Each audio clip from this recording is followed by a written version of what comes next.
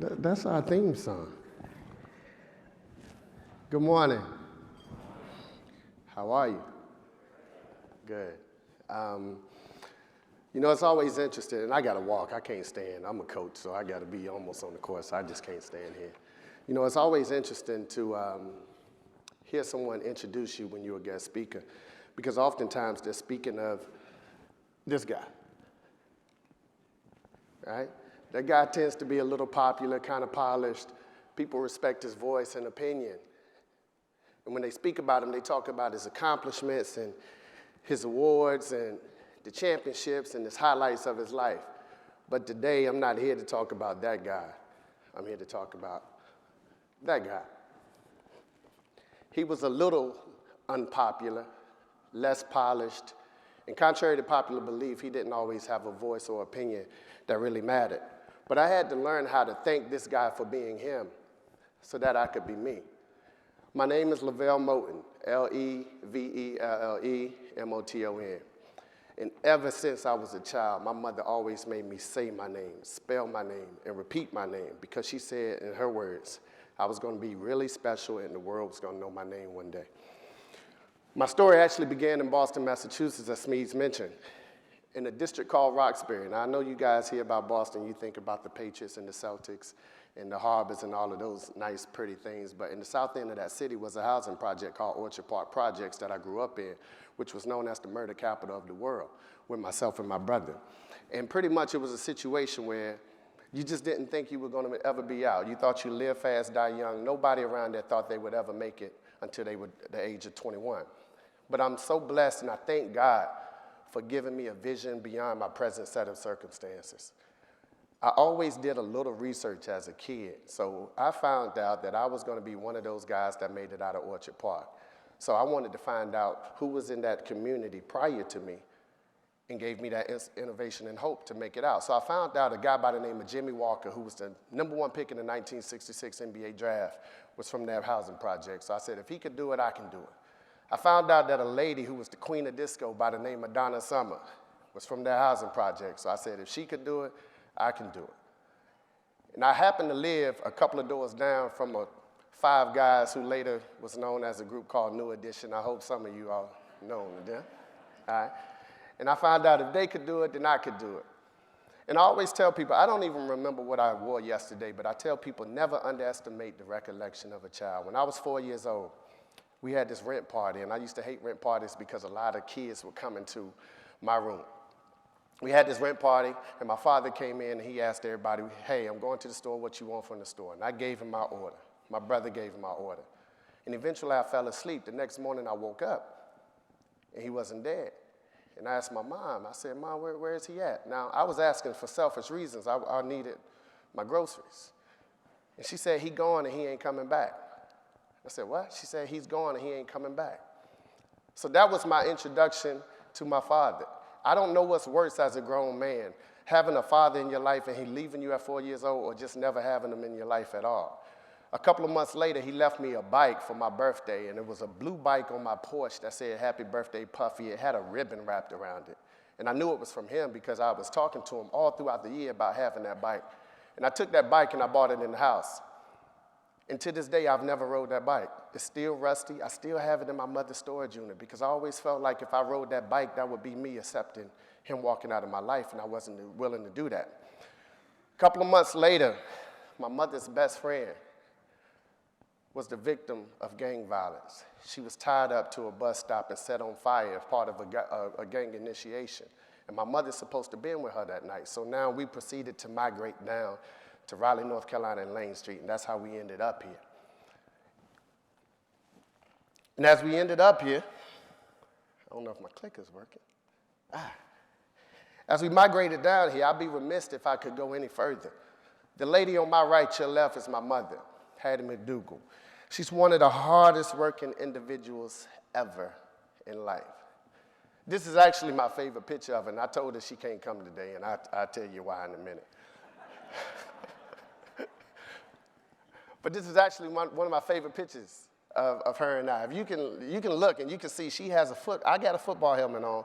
She has a fireman's hat and a football helmet in her arm. So I was probably putting her through the ringer this day. She was going to be my everything. Since the departure of my father, she had to do everything with me. She was the quarterback, the wide receiver, the point guard, whatever I asked her to be, that's who she was. But I get my work ethic from her. You know, obviously, we didn't grow up in privileged circumstances, so she cleaned the houses for a living, all right? And I used to hate seeing her come through that door because she never had a chance to receive any sick medical, dental, no benefits. She used to just tell her kids, when y'all go outside, you can't get hurt because we don't have any insurance and we can't afford to go there. So as a kid, I always sat back and I said, one day, my goal, my number one goal and only goal in life was to never allow my mother to work again. So again, I thank God for giving me a vision beyond my present set of circumstances because I often did this little research. And one day I'm in her file cabinet. I wasn't supposed to be in there. But I go in there and I look and I notice there's 2 birth certificates, mine and hers. And I discovered something that was quite unusual. I discovered, and I already knew this, we got the same birthday, June 16th, right? I was born on her birthday. But as I looked deeper into the birth certificates, I discovered that she was born at 5:06 a.m. And I was born at 5:06 a.m. And she'll kill me for this one. But I looked even further and I found out she was born in 1947 and I was born in 1974. So every number was extremely aligned. And I said, man, I know God ain't put me on this earth to be nothing. Like with that stuff happening, I'm going to be something one day, I just don't know. The lady on my left, your right, is my grandmother, God rest her soul. My grandmother has never had a formal education of her life, but she's the smartest woman I've ever met in my life. She was a very, very spiritual woman. And every night before we went to bed, she lived at 911 East Lane Street, across from the basketball court. Every night we went to bed, she would make me pray beside her, and she ended every prayer with me asking God to bless her kids' kids. And I didn't know what she was talking about. I always had one eye open, one eye closed, looking at her, and we ended every prayer. Dear God, please bless her kids' kids. I had no idea she was talking about me, none. One day we went to church, and I think this was one of the everlasting, ever-changing events of my life. One day we went to church, and there was a lady in church by the name of Miss Irene. Well, there was a pocketbook right beside my grandmother, and it happened to have some peppermint in there. So I went into the pocketbook and I took the peppermint and I ended up stealing it. But when I jerked my hand back, it slipped out my hand and it hit the floor. Miss Irene, she was one of the elderlies in the church, and she looked at me like with that look like, I'm gonna kill you after this service, right? I know that's not the ideal place to be stealing something, but, and I ain't come up here for y'all judgment today neither, so we not about to do that. But she's looking at me, and I try to put it back, but she's looking at me the entire service. So right after the service, I try to rush and get my grandma. I say, come on, Grandma. She's like, wait. And Miss Irene walks up, and she speaks to us. And she said, is this your grandchild? And my grandmother said, yeah, this is my grandchild, Puffy. That was my nickname. And Miss Irene puts her hand on my head, and she says, he's special. He's going to be a visionary.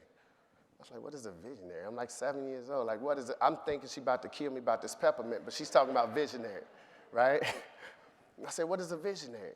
And me and my grandmother leave the church, and I said, Grandma, what is a visionary? She said, well, a visionary is a good thing. That means you can see things that other people can't see. She said, I always want you to understand this, though. It's a gift and a curse. The gift is you can see things that other people can't see, but the curse is you got to sit in it alone.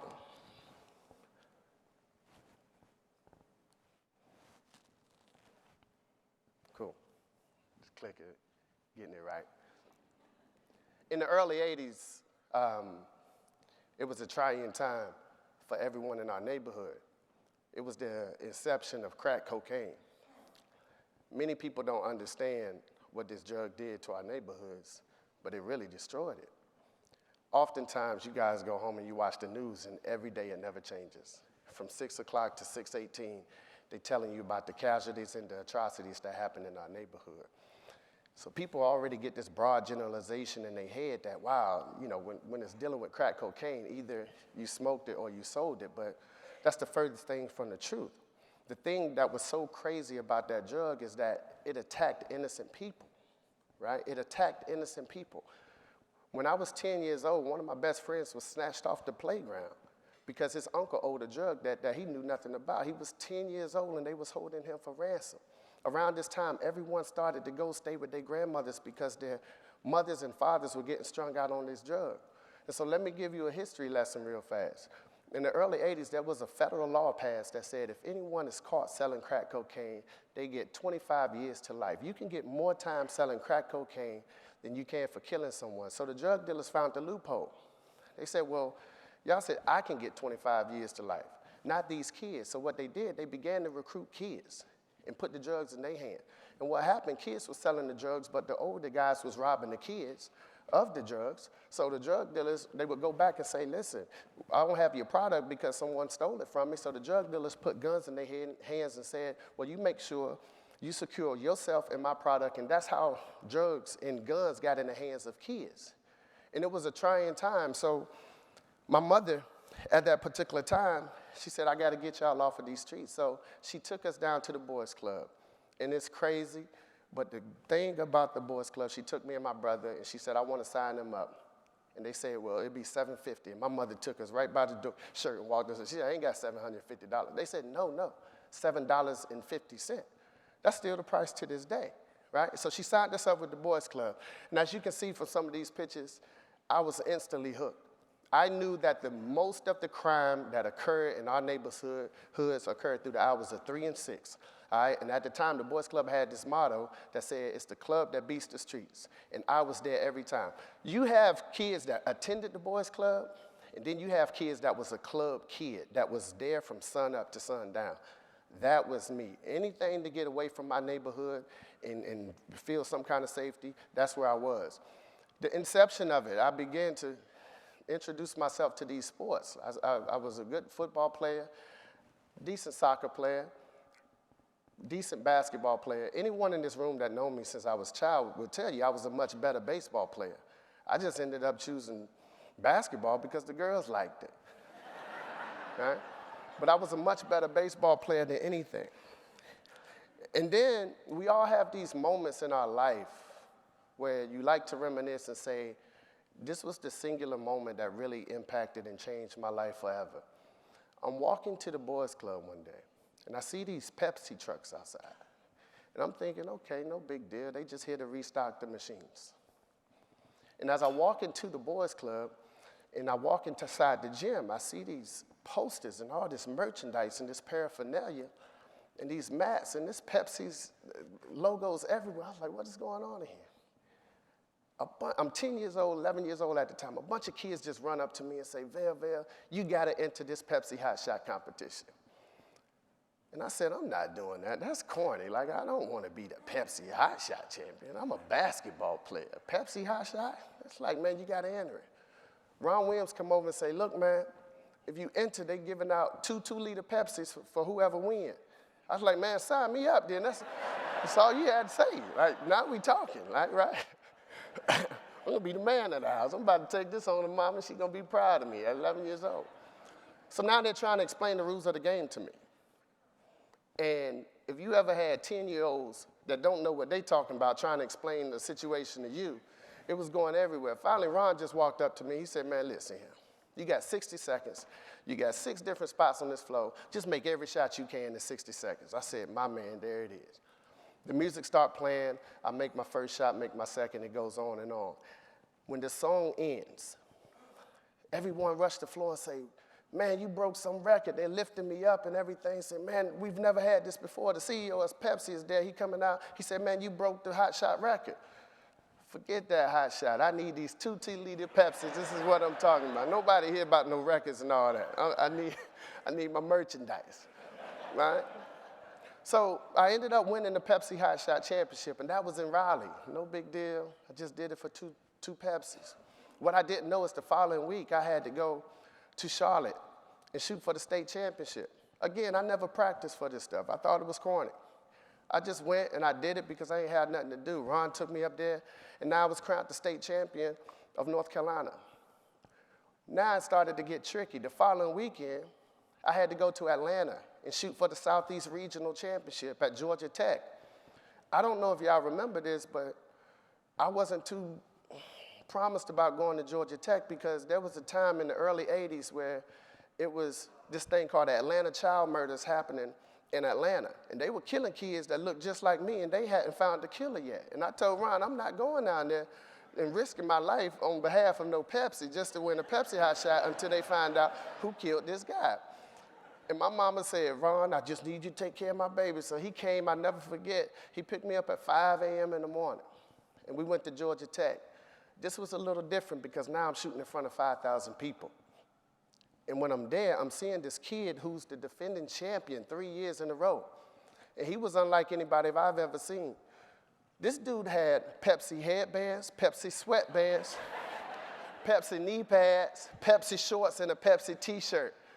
He might have had Pepsi underwear on, as far as I care. Like, it was, and I'm looking at him, he's over there doing the stretch routine, and I was like, oh, this dude is real right here. Like, nobody gonna beat this dude. I just got my same little stuff on, and I'm just there. Matter of fact, I just had like a green Pepsi t-shirt on, and I was just there. And it comes into the third round, and they told me that I needed 50 points, and nobody had ever had 50 points in a round. They said, if you're gonna beat this kid, you need 50 points. And I looked at Ron, and Ron said, listen here. I said, man, I'm kind of nervous, because they gave you like a 3-minute break. I was like, I'm nervous. He said, man, you from Lane Street, bro. What you done seen, this ain't got nothing to do with that. He said, besides, if you lose, you're walking your butt home.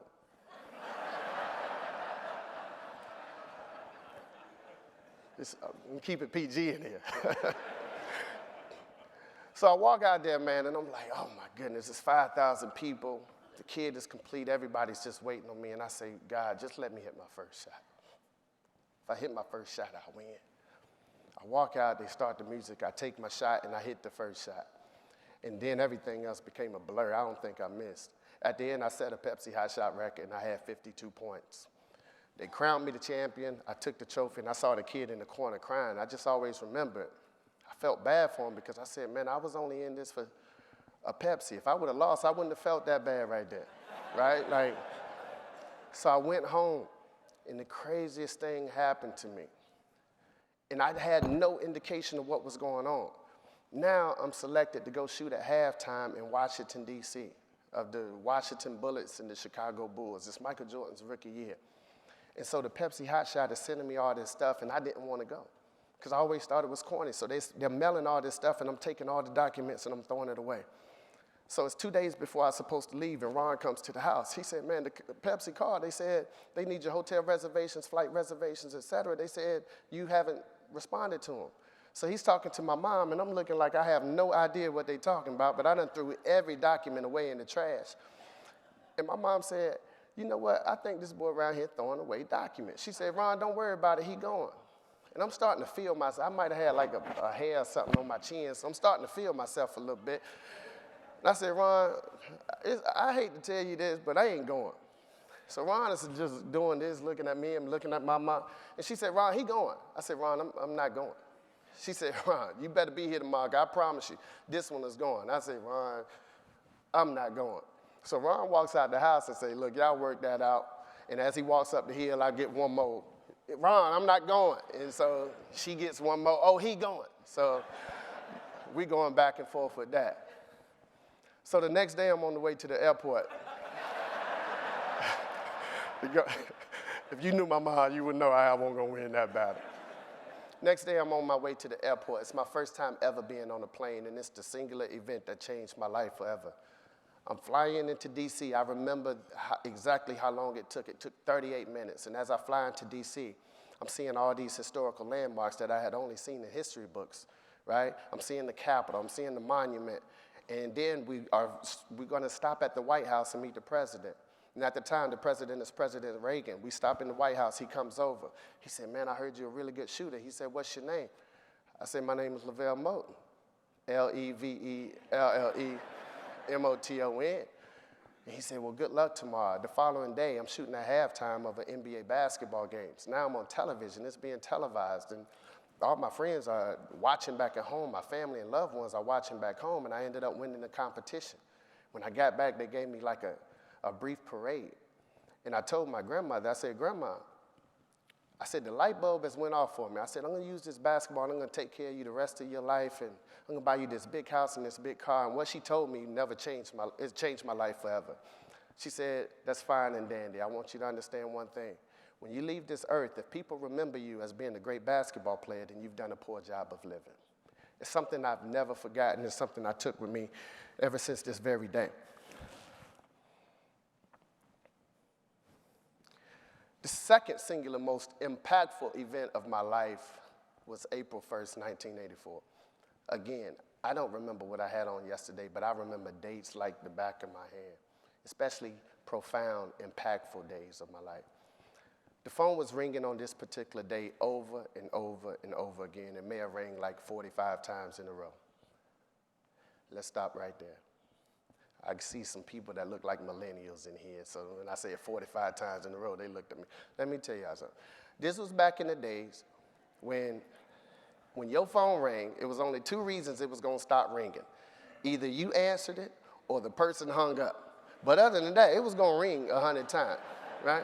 So in case I lost, you won't know 3, 4 times, then it go to a voicemail. No, it wasn't that. I was the designated phone answerer in my house, and that was my job. So this day, the phone is ringing over and over again, and my mom said, whoever it is, tell them I'm not here. So I get the phone, and I say, hello, it's Faye from upstairs. And Faye said, Puffy, where's your mom? And I said, she said she's not here. And she said, boy, I know she there, can't handle that phone, and I just following instructions. So I hand my mom the phone, and my mom get on the phone, and I just see her face turn, and I see it drop. And she said, what? And she said, yeah, girl. She's like, no, don't start. And my mom starts crying. And my mom covers the phone. She said, Puffy, go tell your grandma that Marvin Gaye just died. I was like, oh, my goodness. Again, I see you millennials looking at me like different again. I was the designated phone answerer and the designated emailer as well. So my job was to run 2 blocks and deliver that message to my grandmother. And I just want to bridge the cultural gap in here today. When she said, tell your grandmother that Marvin Gaye died, in case some of y'all don't know who Marvin Gaye is, he's probably the Elvis equivalent of, okay, now we on one accord. There we go. So he's probably the Elvis equivalent. So I run to my grandmother's house, who stayed 2 blocks away, and I knock on the door. And I said, bang, bang, bang. And I said, Grandma. She said, boy, what's wrong with you? I said, Mom told me to tell you that Marvin Gaye died. She said, what? So she turned on the TV, and we only had 3 channels, ABC, CBS, and NBC, right? And on a good day, you might get channel 22, but you had to put the aluminum foil on the antenna. See, some of y'all ain't grow up like that, so that's what I'm up here for. But she turns to the news, and I'll never forget, they broadcasting this, and they're going into a moment of silence. And as it goes into the moment of silence, this exact picture goes up. It says Marvin Gaye, April 2nd, 1939 to April 1st, 1984. And my grandmother set me back, and I laid in her arms, and she said, I want to tell you something. I want you to understand something. His birth date, that doesn't matter. His death date, that doesn't matter. The only thing that matters is that little dash between all of those numbers, because that represents his legacy. That's how people will remember him, and that's the profound impact that he had on this world. Life lesson for me.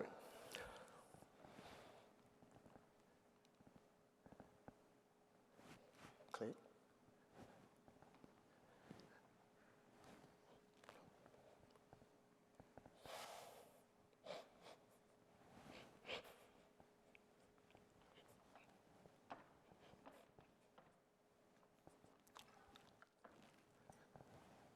This is why I told my mom don't come, in case y'all were wondering.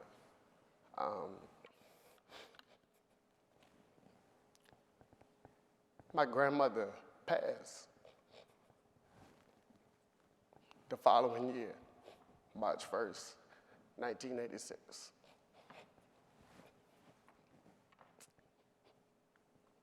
I became depressed, suicidal. I just felt like everything that I loved walked away or was taken away. It was just me and my mom and my brother.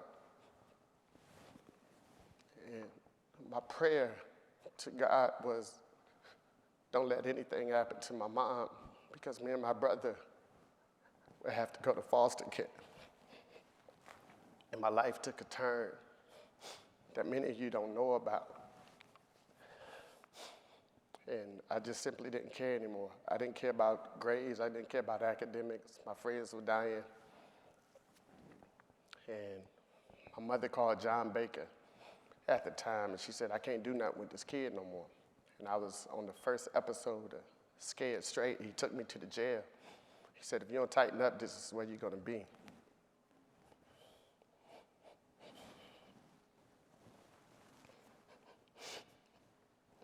Then I met this guy, Ron Williams. He taught me how to hit a baseball, throw a football, shoot a basketball. And I hated him at first when I first met him. Number one, I just never had a male figure in my life. I never had one who demanded excellence like he did. No matter what you did, you couldn't please him.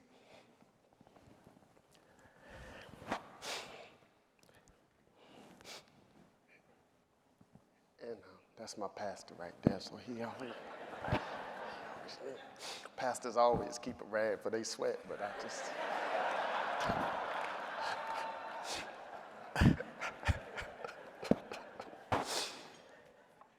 But Ron always, he was a tough guy to please, and he was tough on everyone, but it seemed like he was tough on me. He always made me play 2 age groups up. So he never allowed me to play in my division, whether it was baseball or basketball. He always made me play up, and it was a bit challenging. And one day I'm playing in the city baseball league, and I go to Method, and it's the city championship of Raleigh. I'm 9 years old at that time. And we're playing, and it's jam-packed, and everyone is out there. And before I walked out the door of the boys club that day, he said, don't come back in here without no ring or no medal, because I don't raise no losers. So we get into the game, and it's a back-and-forth game, and it's 5-4. And I walk up to the plate, and it's exactly how I dreamed.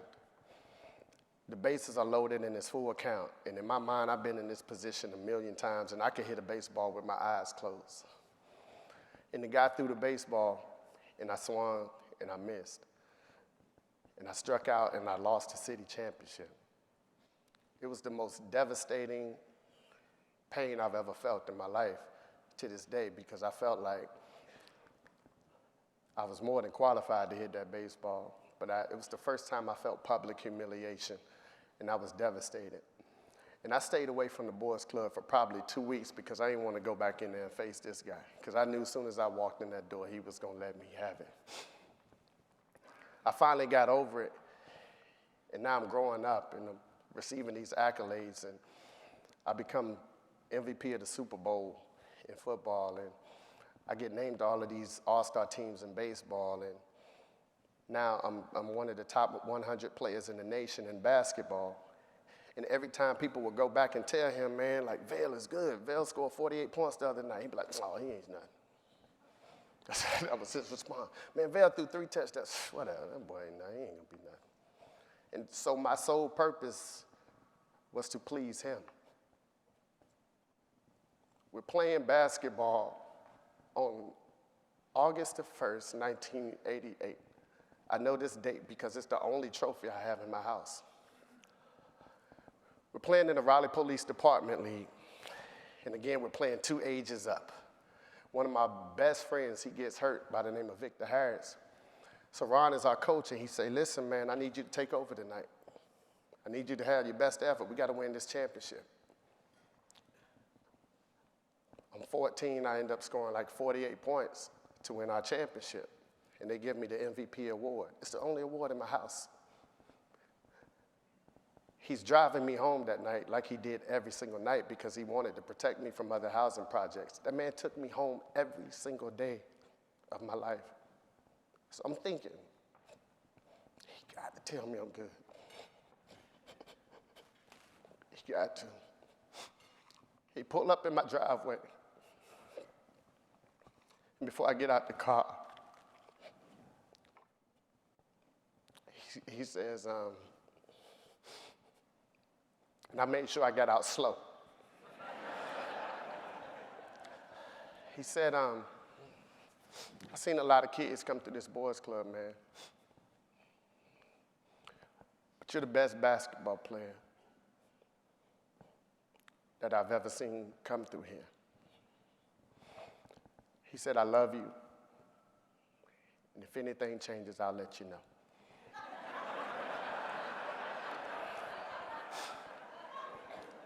And I walked to my house. And from that day, my confidence just skyrocketed. And I grew into the man. I just had so much confidence. It was the first time a man had ever told me he loved me. It was the first time anyone showed me outside of my family that they really cared about me. But I knew I was really special in that moment because I knew he was never going to tell me, and he finally told me. I think I went back to school and talked to every girl in the hallway that day. But I'm so grateful for that.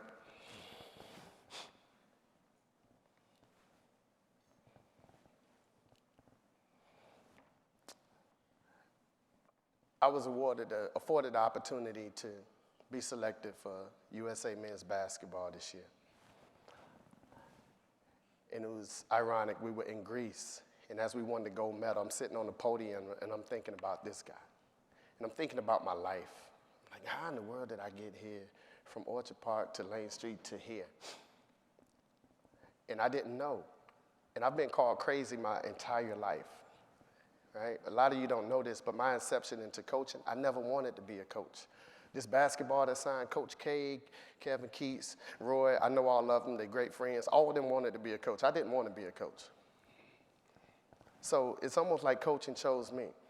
Many of you probably don't know this, but I was asked to be assistant coach for $85,000 at the end of my playing career by my former coach. And the same day I was asked to be the middle school coach for $225 a month for 3 months. That's $675 a year for all you mathematicians out there. So I had a decision to make. Do I take the $85,000 or do I take the $675? And I told my mom, I said, I'm going to pray on it and I'll let you know my decision tomorrow. Being as though this is a PG atmosphere, I can't tell you exactly what my mom said. But I ended up choosing to be a middle school coach for $225 a month. The reason I did that is because I wanted to impact kids' lives the way mine was impacted by Ron Williams. It was very simple. Whenever I was going to be a high school basketball coach, people don't know how many times people told me no. I applied for high school positions, and schools said thank you, but no thank you. I won't mention them, but they were Leesville, Millbrook, and Wakefield. And there's a young lady in here, and she said, I just really fell in love with you. I saw her outside. She said, I fell so much in love with you after y'all beat my Wolfpack in 2014. And I just recalled that event. The first question at my press conference was, LeVelle, did you think you guys could come in here and defeat NC State? I was like, heck yeah, like that's a dumb question. We believed in ourselves. But the first thing I did when I came back from Greece, I took my gold medal and I returned to that baseball field where I struck out, and I put that gold medal on that plate because I had to relive that. I had to come back a champion. That's something that's always bothered me to this very day. And Ron Williams once told me that don't come back in here without a ring or a gold medal. And I just want to take this brief opportunity real fast to call him up, give him his flowers, and I want to give him our North Carolina Central championship ring. And it's engraved, Ron Williams. This is for him because I coach how I was coached. I teach how I was taught. I parent my child the same way he parented me. So I want to call him up real fast and give him this ring.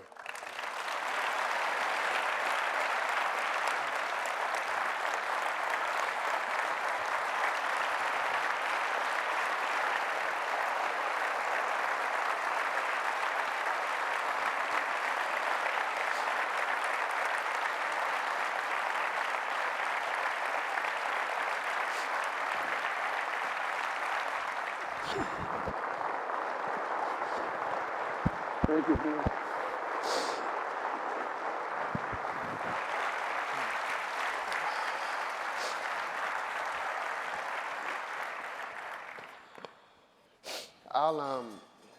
I'll be real fast because this speech ain't go the way I planned it. And they know I hate coming here, but in closing, I'll say this.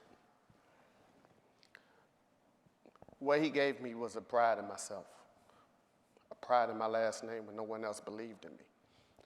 And it's allowed me to have an edge, not only a competitive edge, but just an edge to be successful in life.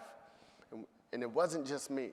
When you see P.J. Tucker playing for the Houston Rockets, and you see that kid out there with that edge, that was from him. When you see John Wall playing with the Washington Wizards, that was from him. We're all products of this guy right here. You have these pumpkin buckets on your table.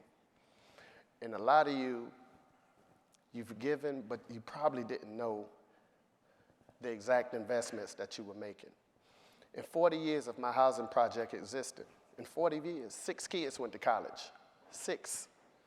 2 was from under my mother's roof. But all 6 was really close to this guy. So I leave, and I will tell you this in closing.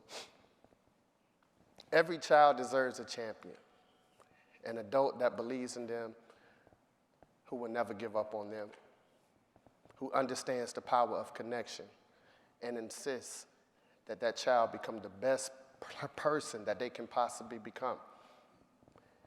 And I'm fortunate I'm here because when I prayed with my grandmother and she asked God to bless her kids' I realized she was talking about me. But the Boys Club changed my life forever, and everything that I am, everything that I will be is because of the Boys Club. So please give, because there's a million LeVelle Motons out here, but they're struggling, they're trying to find their way. They wasn't as privileged. They wasn't born on third base in life. They got to hit it and come all the way back around. But just financial support can help a child and spark the brain that can change the future forever. Thank you so much. That's my time. My name is LeVelle Moton, LeVelle Moton. Thank you.